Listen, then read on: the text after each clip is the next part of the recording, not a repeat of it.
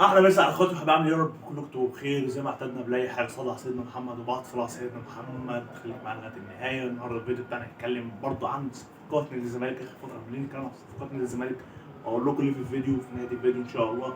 فخليك معانا لغايه النهايه ويلا بينا على الفيديو.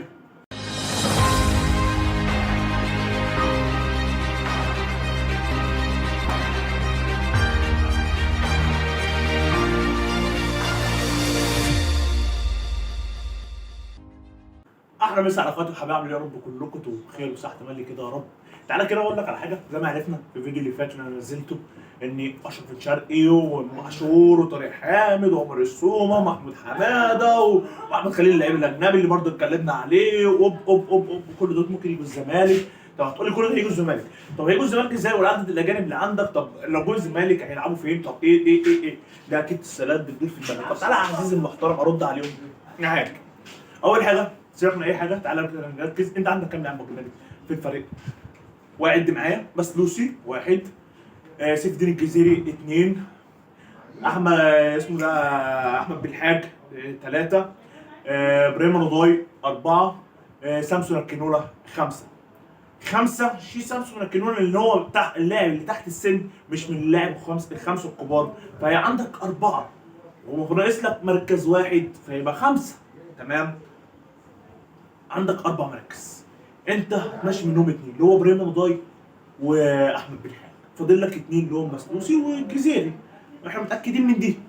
فاضل لك اثنين بالاضافه ان انت عندك مركز فاضي اساسا اللي هو انت كنت معاك اربعه اجانب، فاضل لك واحد خامس، فهيكون فاضل لك ثلاثه اجانب. ثلاثه الاجانب دولت انا اللي اتوقعه ان هو هيكون اشرف بن شرقي، وهيكون احمد خليل، وهيكون راس حرب اللي هو عمرو السومه، او اي حد اخر عن عمرو السومه لسه ما اعرفش. اتوقعها كده، هي اتوقعها بالشكل ده.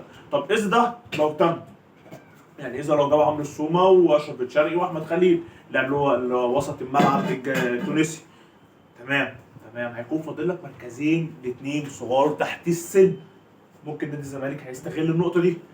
طب لو جنب، انت شايف ايه المركز المفروض يدعم اكتر حاجه؟ اقول لك نادي الزمالك لغايه اللحظه دي عمال يتحرك في تدعيم خط الوسط والهجوم. هتقول لي انا ملاحظ ان خط الدفاع بايظ. لا، اقول لك خط الدفاع مش بايظ، خط الدفاع مكتمل. هتقول لي مكتمل ازاي؟ اقول لك تعالى عد معايا. انت عندك خط الدفاع هو، انا مش هقول لك تعالى عد معايا على اي اساس، لا انا هكلمك على اساس اسوريو.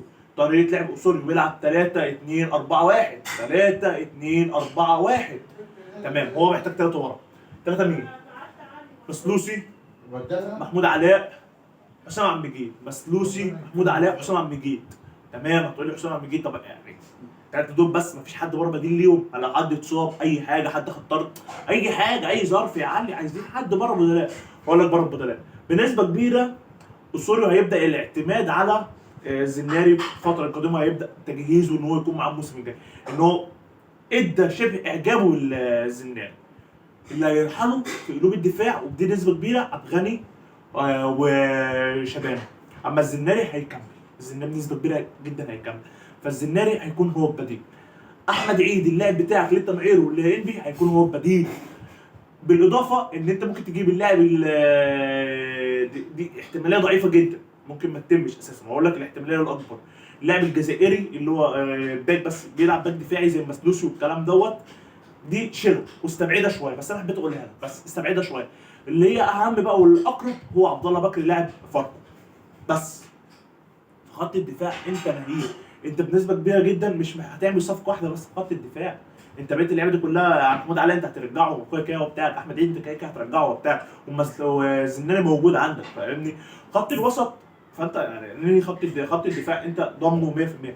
خط الوسط انت ضامنه في رجوع طارق حامد وامام عاشور، ولو جبت احمد خليل ووجود دونجا خلي بالك يعني مستوى جيد، بس هو دونجا عايز حد يساعده في وجود دونجا. اذا وكمان لو جددت لسيف فاروق جعفر برجوع مع حمدي علاء لاعبك اللي بيلعب في فاركو، فانت ضمنت. ولو جبت محمود حماده فانت ضمنت.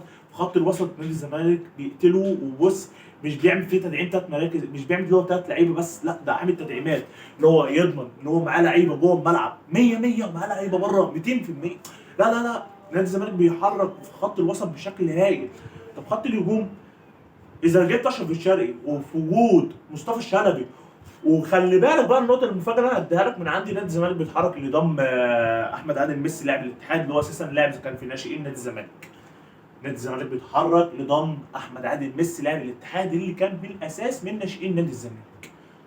فانت في وجود اشرف بن شرقي وشبانه، مش قصدي شلبي، وجايبين احمد عادل ميسي، فانت قتلت الجبهه دي بثلاثه بجد هيفيدوا نادي الزمالك جدا. وزي ما شفنا اشرف بن شرقي وشفنا مصطفى شلبي، فمش هنتكلم عليهم. الجبهه الاخرى اللي هي مسلوسي، قصدي اللي هي زيزو، مش هقدر ارش كمال بصراحه، مش هقدر ارش كمال، لان كمال خلاص بدأ بتاعه بقى يقع جدا. فزيزو، فهي دي الزاويه اللي انا شايفها محتاجه تدعيم، ونادي الزمالك شبه مش بيتحرك عليها. اتمنى ان دي هي اللي تدعم اكتر، ادعمها اكتر الزاويه دي، لان زيزو مش هيفضل طول الوقت موسمين او 3 مواسم على التوالي زيزو اللي شايل الجبهه دي لوحده، لا ادعمها، ادعم الجبهه دي.